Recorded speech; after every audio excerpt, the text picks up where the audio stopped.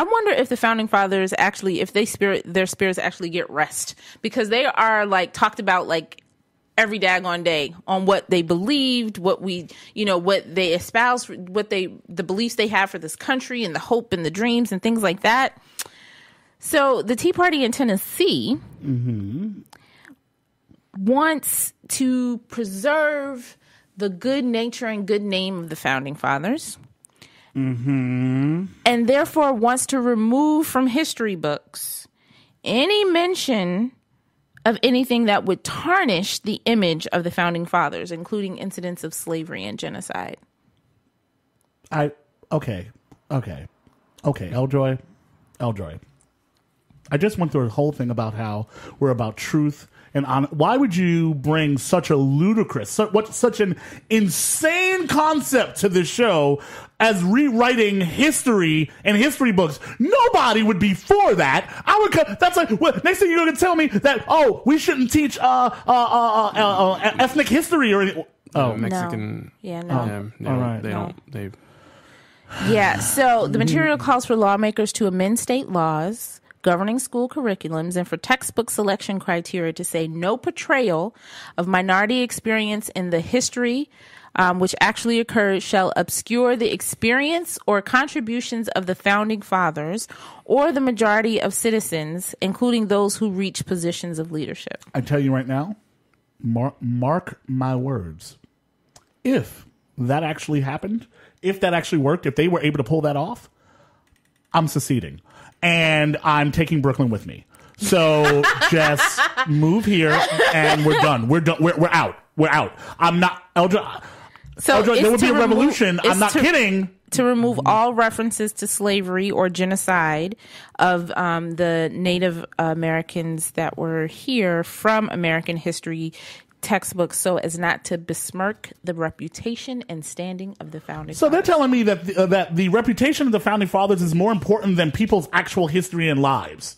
By the way, this is a problem in America, and this is why, and I bet you us complaining about this is us pulling the race card. Yep. Right now, we're race baiting. The idea that we're upset with this because we should just be happy that we should want the founding fathers to be portrayed in a kind light. Guess what? I don't give a rat's ass about how the founding fathers are portrayed. I just want reality. Okay? And the fact is that we know for reality-based things don't really help them all that often. Yeah, they came up with an idea about this whole thing about freedom and equality and everything, just long as you weren't of color or had a vagina. That's it. In fairness, our president is black, so you have to give something back. And we do have Oprah.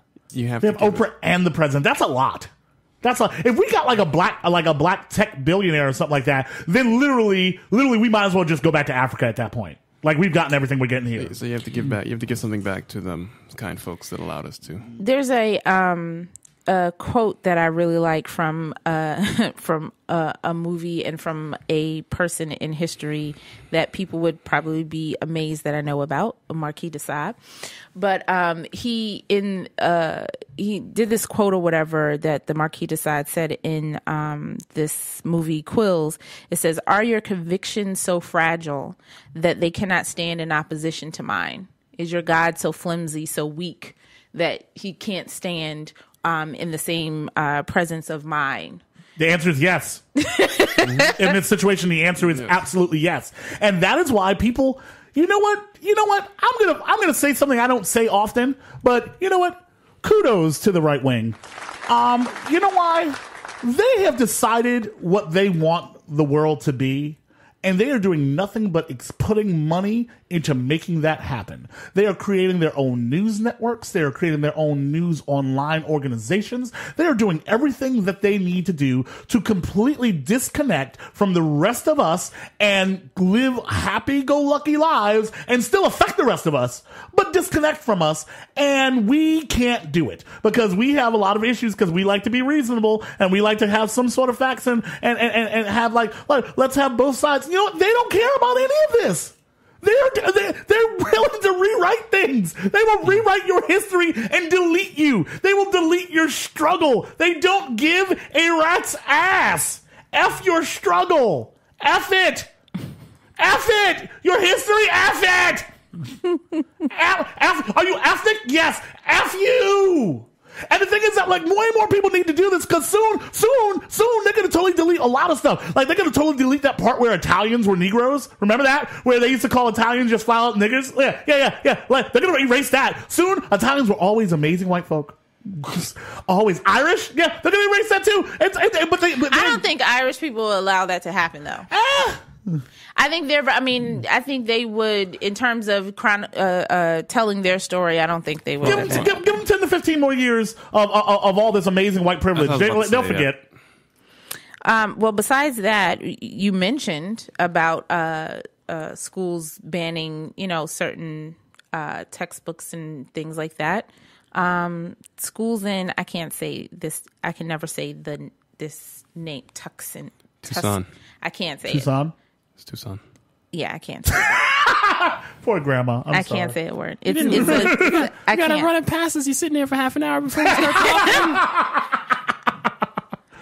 talking. Because they have banned books, including things like Rethinking Columbus, which I actually they banned Rethinking Columbus. Yes, because they banned books by Chicano and Native American authors. Oh, of course, a 4-to-1 vote. Of course. By the way.